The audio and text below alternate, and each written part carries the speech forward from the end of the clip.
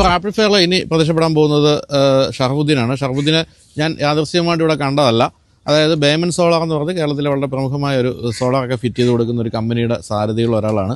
അപ്പോൾ നമ്മൾ solar fit ചെയ്യേണ്ടത് ആവശ്യമാണോ, വീടുകളിൽ സോളാർ ഫിറ്റ് ചെയ്യുന്ന ലാഭകരമാണോ എന്നൊക്കെ ഒരു വീഡിയോ ചെയ്യാൻ വേണ്ടി ഞാനിപ്പോൾ ഇന്ന് ഇവിടെ വരുത്തിയതാണ്. വന്നു കഴിയുമ്പോഴാണ് ഞാൻ ആലോചിച്ചത്, അദ്ദേഹം വന്നത് സ്കോർപ്പിയനിലാണ്. സ്കോർപ്പിയനെ പറ്റി പലരും ചോദിക്കാറുണ്ട്, എങ്ങനെയുണ്ട് വണ്ടി എന്നൊക്കെ ഉള്ള കാര്യം ചോദിക്കാറുണ്ട്. ഞാൻ പറഞ്ഞ ഒരു കാര്യം ചെയ്യും, നമുക്ക് റാപ്പിഡ് ഫയർ കൂടി ഒന്ന് ചെയ്തിട്ട് പോകാം എന്ന് പറഞ്ഞാണ് ഇപ്പോൾ എൻ്റെ കൂടെ നിൽക്കുന്നത്. അദ്ദേഹം പട്ടാമ്പിയിലും വളാഞ്ചേരിയിലും കണ്ണൂരും അതുപോലെ കൊച്ചിയിലും ഒക്കെ ഓഫീസുകളുള്ള ബേമൻ സോളാറിൻ്റെ ഉടമയാണ്. അപ്പം ധാരാളം ഓട്ടം ഉണ്ടാവും അല്ലേ അങ്ങനെ ഈ ഒരു ഫീൽഡിലായതുകൊണ്ട്? തന്നെ ഒരു സോളാർ യാത്രയൊക്കെ നടന്നിട്ടുണ്ടല്ലേ അക്രോസ് കേരള? അതെ അതെ അതെ. അപ്പോൾ അതിനൊക്കെ വേണ്ടിയാണോ ഇങ്ങനെ ഒരു വണ്ടി വാങ്ങിച്ചത്? അതെ അതെ. ഞാൻ നേരത്തെ ഉപയോഗിച്ച ഇന്നോവ ആയിരുന്നു. പിന്നെ 7 സീറ്റർ ഇന്നോവ കൊടുത്ത് ഒരു 2.5 ലക്ഷം കിലോമീറ്റർ ആയിരുന്നു. ഒരു മടുപ്പ് തോണി കൊടുത്തു, ഏതൊരു വണ്ടി ഇങ്ങനെ എടുക്കണം 7 സീറ്റർ ഇങ്ങനെ പിന്നെ ആലോചിച്ച് നിൽക്കുമ്പോഴാണ് ബൈജു ചേട്ടന്റെ വീഡിയോ കാണുന്നത്. അതെ, സാധാരണ തിരിച്ചാ സംഭവിക്കാറുള്ളത്. സ്കോർപ്പിയോ ഒക്കെ ഉപയോഗിച്ചിട്ട് പിന്നെ ഇന്നോവയിലേക്ക് എത്തുന്നത് നേരെ തിരിച്ചാണല്ലോ സംഭവിച്ചത്. ഞാൻ പിന്നെ ഈ വണ്ടി എന്റെ കൺസെപ്റ്റിൽ ഉണ്ടായിട്ട് തന്നെ ഉണ്ടായിരുന്നു. ഞാൻ കിയയുടെ കാരൻസ് എടുക്കാൻ വേണ്ടി ഇങ്ങനെ പോകുമ്പോഴാണ്. എന്താ ഈ 7 സീറ്റർ വാങ്ങിക്കാൻ കാര്യം? ഫാമിലി എണ്ണം കൂടുതലാണ്. അപ്പോൾ പിന്നെ കിയയുടെ കാരൻസ് വണ്ടി ഇങ്ങനെ എടുക്കാൻ വേണ്ടി പോകുമ്പോഴാണ് സ്കോർപ്പിയോ തന്നെ മഹീന്ദ്ര ഷോറൂമിന്റെ മുന്നിൽ കിടക്കുന്നത് കാണുന്നത്, ഇറ മോട്ടോഴ്സിന്റെ. കണ്ടപ്പോൾ ഞാൻ ജസ്റ്റ് ഒന്ന് ഇറങ്ങി നോക്കി. എനിക്ക് വണ്ടി കണ്ടു വളരെ ഇഷ്ടപ്പെട്ടു. ഞാൻ എൻ്റെ പെങ്ങളെ മോന് ഗൾഫിലൊക്കെ വലിയ ഡ്രൈവറായിട്ട് വർക്ക് ചെയ്തതാണ്. ആ പുള്ളിനെ വിളിച്ചു വരുത്തി, പുള്ളിക്കും വണ്ടി ഇഷ്ടപ്പെട്ടു. പക്ഷെ മഹീന്ദ്രൻ ഇങ്ങനെ ആക്സെപ്റ്റ് ചെയ്യാൻ നമുക്കൊരു മടി. അങ്ങനെയാണ് സാറിന്റെ വീഡിയോ 2-3 തവണ ആവർത്തിച്ച് കണ്ട് ഡ്രൈവും ചെയ്ത് വണ്ടി എടുത്തത്. ഇപ്പോ പിന്നെ 3 വർഷം കഴിഞ്ഞു, 80,000 കിലോമീറ്ററും കഴിഞ്ഞു. വളരെ ഹാപ്പിയാണ്.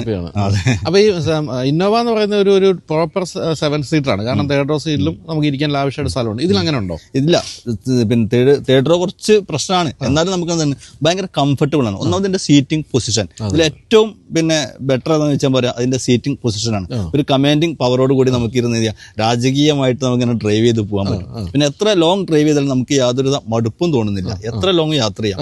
ഞാൻ ഹൈദരാബാദ് വരെ ഓടിച്ചു പോയിട്ടുണ്ട്. ആണല്ലേ? ശരി. ഈ പഴയ സ്കോർപ്പിയോ ഓടിച്ചിട്ടുണ്ടോ? ഇല്ല.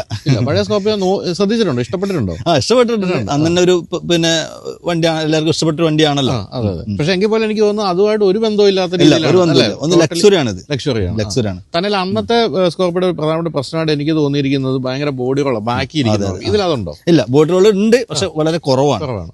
ഫോർച്യൂണറിന്റെ ബോഡി റോൾ പോലെ തന്നെ ഇതിനുള്ളൂ.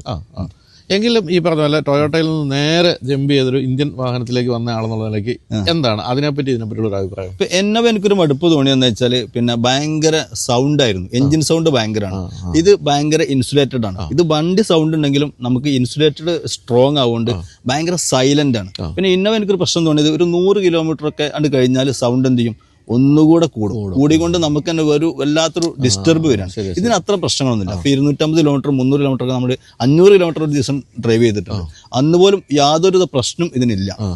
ഞാൻ ഈ കഴിഞ്ഞ ദിവസം ഒരു മഹീന്ദ്രയുടെ ഏറ്റവും പുതിയ മഹീന്ദ്ര ഡ്രൈവ് ചെയ്തപ്പോൾ ഞാൻ പറഞ്ഞോളൂ, മഹീന്ദ്രയുടെ ഡീസൽ എഞ്ചിൻ ടെക്നോളജി എന്ന് പറഞ്ഞാൽ ഒരു രക്ഷയില്ല. അതായത് ഇത്രയും സൈലന്റും ഇത്രയും റിഫൈൻഡും ആയിട്ട് അല്ലേ? ഇപ്പൊ ഈ ശബ്ദം പറഞ്ഞ എനിക്ക് മനസ്സിലായി. ഇന്നോടെ ഒരു ഹൗളിംഗ് സൗണ്ട് അതില്ല, വളരെ സ്മൂത്ത് ആയിട്ടാണ്. ഇന്നോട് മടുപ്പ് തോന്നിയതാണ്. അത് മാനുവലായിരുന്നു.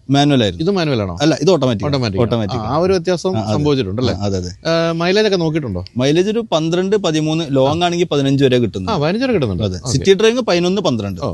ഇത്ര കാലം ഓടിച്ചപ്പോൾ മെയിൻ്റനൻസ് കോസ്റ്റും അതുപോലെ തന്നെ മഹീന്ദ്രയുടെ സർവീസ് നോർമൽ ഇതുവരെ ഒരു കംപ്ലൈന്റും വന്നിട്ടില്ല. 82,000 കിലോമീറ്റർ ആയി, ഒരു കംപ്ലൈന്റും വന്നിട്ടില്ല. നോർമൽ സർവീസ് മാത്രമേ വന്നിട്ടുള്ളൂ. ഒരു 10,000 അല്ലെങ്കിൽ ബ്രേക്ക് പേഡ് കാര്യങ്ങൾ മാറ്റുമെങ്കിൽ 20,000. അത്രേ ഉള്ളൂ. മഹീന്ദ്രയുടെ സർവീസ് ഉണ്ട്. പൊതുവെ നമ്മൾ ഇന്ത്യൻ കമ്പനികളുടെ സർവീസ് സെന്ററുകളെ പറ്റിയൊക്കെ ഒരു പലരും നെഗറ്റീവായിട്ടൊക്കെ പറയുന്നുണ്ട്. അങ്ങനെയുണ്ട്? അല്ല, എനിക്ക് ഇതുവരെ തോന്നിയിട്ടില്ല. എവിടെയാ ചെയ്യുന്നത്? ഞാനും പിന്നെ പട്ടാമ്പി ഷോറൂമിൽ ചെയ്യുന്നുണ്ട്, പെരിന്തൽമണ്ണ ഷോറൂമിൽ ചെയ്യുന്നു. ഇറാമാണോ? അതെ, ഇറാമാണ്. ഹാപ്പിയാണ്. ഇതൊരു പ്രശ്നമൊന്നും ഉണ്ടായിട്ടില്ല.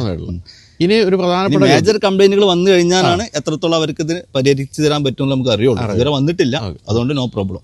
അതിനൊരു മേജർ ചോദ്യം ഇപ്പൊ കണ്ടുപിടിക്കുന്ന എല്ലാവരും മനസ്സിൽ വരുന്ന ചോദ്യമാണ്. സോളാർ കമ്പനിയാണ്, പക്ഷെ EV അല്ല. നമുക്ക് ലോങ് യാത്ര കൂടുതലാണ്. അപ്പോൾ ടൈം എന്താണ് വളരെ പിന്നെ എന്താണ് പ്രശ്നമാണ്. അപ്പോൾ നമുക്ക് ടൈം കളയാൻ പറ്റാത്തതുകൊണ്ടാണ് EV-യിലേക്ക് മാറാത്തത്. എന്തായാലും ഫ്യൂച്ചർ നമ്മൾ EV-യിലോട്ട് വരും. EV ഓടിച്ച് നോക്കിയിട്ടുണ്ടോ? ഉണ്ട്. അടുത്ത കാലത്ത് ഓടിച്ചത് ഏതാണ് ഇഷ്ടപ്പെട്ട ഒരു EV? EV-യാണ് ഓടിച്ചിട്ടുള്ളൂ. പിന്നെ ഇതിന്റെ EV6 നമ്മൾ പിന്നെ ടെസ്റ്റ് ഡ്രൈവ് എടുത്തിട്ടുണ്ട്. വളരെ നല്ല വണ്ടിയാണ്. BE6 അല്ലെ? BE6.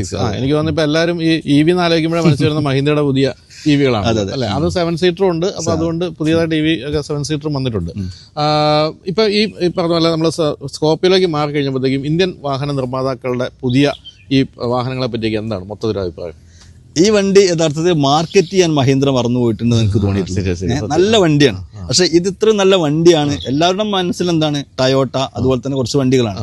നമ്മുടെ ഇന്ത്യൻ വണ്ടികൾ ഇത്രമാത്രം ലക്സറി ആയിട്ടുണ്ടെന്നും ഇത് മാറിയിട്ടുണ്ടെന്നും ഇപ്പോഴും കസ്റ്റമറിലേക്ക് എത്തിക്കാൻ മഹീന്ദ്രക്ക് കഴിഞ്ഞിട്ട് എനിക്ക് പലപ്പോഴും തോന്നിയിട്ടുണ്ട്. ശരി. എനിക്ക് തോന്നുന്നു സ്കോർപിയോനൊക്കെ വന്നതിന് ശേഷം മഹീന്ദ്രക്ക് വീണ്ടും ഒരു ഫേസ് ലിഫ്റ്റ് വന്നു, എല്ലാം അവർ അതിന്റെ പുറകെ പോയി അല്ലെ. ഇതങ്ങനെ ഒരു ബാക്കി കിടക്കാണ്, ശ്രദ്ധിക്കപ്പെടാതെ കിടക്കാം. എന്താണ് ഇതിന്റെ ഏറ്റവും ഇഷ്ടപ്പെട്ട ഫീച്ചർ? എന്താ ഏറ്റവും ഇഷ്ടപ്പെട്ട ഫീച്ചർ അല്ല ഇതിന്റെ സീറ്റിംഗ് പൊസിഷൻ, കമാൻഡിങ് പവറോട് കൂടി ഇങ്ങനെ ഇരുന്ന് നമുക്ക് എന്ത് ചെയ്യാം, ഡ്രൈവ് ചെയ്യാൻ പറ്റും.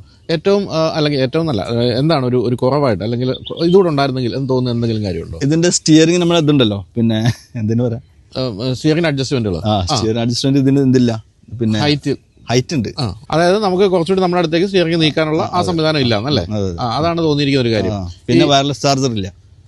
അത് പക്ഷെ എനിക്ക് തോന്നുന്നു അന്ന് എടുത്ത സമയത്ത് അധികം വാഹനങ്ങളായി കാണില്ല, 3 വർഷം മുമ്പല്ലേ ഉണ്ടായിരുന്നു അല്ലേ. ആ ഒരു സംവിധാനം തന്നെ ഇല്ല. ഇൻഫർടൈൻമെന്റ് സിസ്റ്റം ഒക്കെ എങ്ങനെയുണ്ട്? ഓക്കെയാണ്. അതിലൊന്നും ഈ സോഫ്റ്റ്വെയർ ഇഷ്യൂസ്, സോണിയുടെ 12 പിന്നെ സ്പീക്കറാണ് ഉള്ളിലുള്ളത്. അതിൽ സോഫ്റ്റ്വെയർ ഇഷ്യൂസ് അങ്ങനെ ഒന്നും ഇതുവരെ വന്നിട്ടില്ല. അപ്പൊ എന്തായാലും ഈ പറഞ്ഞല്ലേ 3 വർഷമായിട്ട് ഓടിക്കുന്നു, 80,000 കിലോമീറ്റർ ഓടിച്ചു, ഹൈദരാബാദ് പോലുള്ള സ്ഥലങ്ങളിലേക്കൊക്കെ ഓടിച്ചു. അപ്പൊ അങ്ങനെ പോകുമ്പോൾ നമ്മൾ നല്ല ഹൈവേകൾ നല്ല സ്പീഡിൽ പോകുന്നുണ്ട്. ആ സമയത്ത് സ്റ്റെബിലിറ്റി ഒക്കെ ഓക്കെയാണ്. 140-150 വരെ ഞാൻ ഡ്രൈവ് ചെയ്തിട്ടുണ്ട്. ഈ കോൺഫിഡൻസ് തരുന്ന കാര്യത്തിൽ ഇന്നോവയാണോ മുന്നിൽ, ഇതാണോ? രണ്ടും ഒരുപോലെ തന്നെ തോന്നിയിട്ടാണല്ലേ. അതെ. ഇതിനങ്ങനെ ഒരു നിർമ്മാണ നിലവാരക്കുറവൊന്നും ഇതുവരെ ഫീൽ ചെയ്തിട്ടില്ല. അപ്പോൾ എന്തായാലും വളരെ കൃത്യമായ ഒരു ഫീഡ്ബാക്ക് ആണ് കിട്ടിയത്. സ്കോർപിയോ ഞാൻ ചിന്തിച്ചിട്ടുണ്ട്, നേരത്തെ ഷർഫ് പറഞ്ഞ പോലെ ഇതെന്താണ് ഇവരങ്ങനെ മാർക്കറ്റ് ചെയ്യുന്നത്? കാരണം ഗംഭീര വാഹനമാണ്. ഞാനിപ്പോൾ അടുത്ത കാലത്ത് നമ്മൾ ബോംബെ ടു പൂനെ ഫോർച്യൂണറായിട്ട് നമ്മൾ കമ്പയർ ചെയ്യുമ്പോൾ 58 ലക്ഷം രൂപ എന്ത് ചെയ്യണം, ഫോർച്യൂണറിന് കൊടുക്കണം. അതിന്റെ പകുതി പൈസക്ക് നമുക്ക് ഈ വണ്ടി കിട്ടും. ശരിയാണ്. എത്ര രൂപയായത് എടുത്തപ്പോൾ? അന്ന് 25 ലക്ഷം രൂപ. 25 ലക്ഷം രൂപയ്ക്ക് മഹീന്ദ്ര എടുക്കാൻ പലരും മടിച്ചെന്ന കാലത്ത് നമ്മൾ ധൈര്യമായിട്ട് എടുത്തു അല്ലേ? അതെ. തീർച്ചയായിട്ടും അതൊരു നല്ല കാര്യം തന്നെയാണ്. എങ്കിലും ഞങ്ങൾ പ്രതീക്ഷിക്കുന്ന ഒരു EV-യാണ്, സോളാറിന്റെ ഒരു ആശാനം എന്നുള്ള നിലയ്ക്ക് കേട്ടോ. വന്നു നമ്മൾ ഓക്കെ. അപ്പൊ എന്തായാലും അതുമായിട്ട് നമുക്ക് വീണ്ടും കാണാം എന്ന് പ്രതീക്ഷിക്കുന്നു. Okay, thank you.